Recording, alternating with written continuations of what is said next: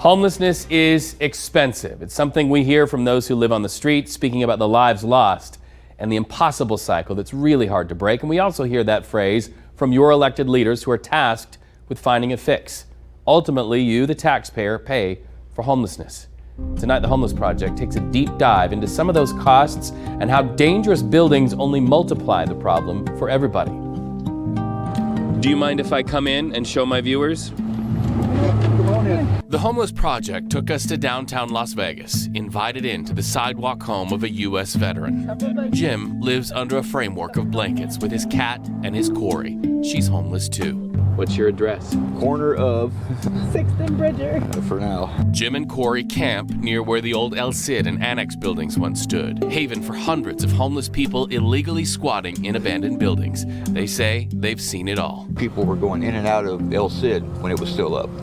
And the police were over there and they empty it out every few days. So you got rats in there the size of my cat. I feel safer out here on the streets than I would in an abandoned building. Because in an abandoned building, if I'm there by myself, drug addicts, you have rapists. Las Vegas's battle against homelessness has gone hand in hand with doing battle with dangerous buildings and property owners who cannot keep up with the homeless who break in and in many cases burn up the buildings. The El Cid Jim spoke of was a mess for years, on fire multiple times, requiring police and firefighters to risk their own lives going in.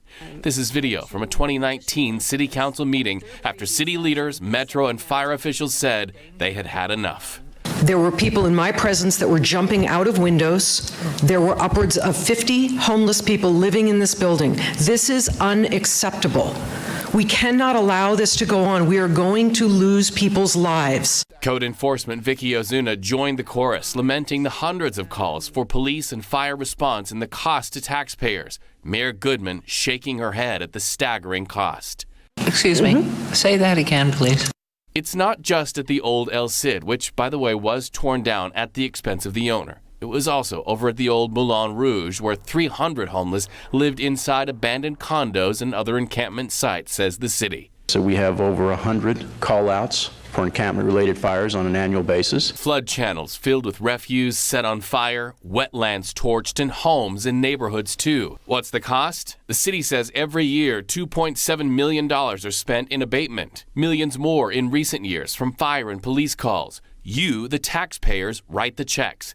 Checks people who own old, dangerous buildings are often reluctant to write themselves to either bring their buildings up to code or secure or tear them down. For years, such was the case with the old El Cid. In early 2019, police characterized repeated conversations with that building's owner. Mrs. Lau blames the city of Las Vegas for what is happening at the El Cid buildings.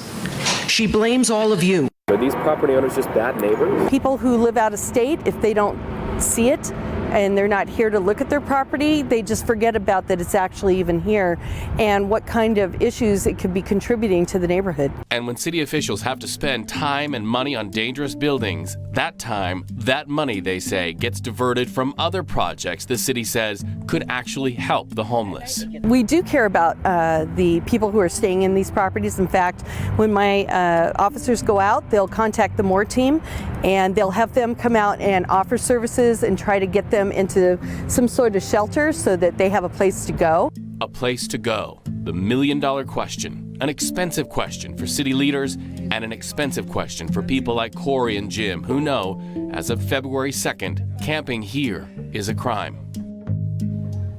All right, so a lot of you ask me when I'm out there on this story, why doesn't the city use these old buildings to just house people instead of tearing them down? Well, here's their answer. They tell me they don't own the buildings. The property owners do.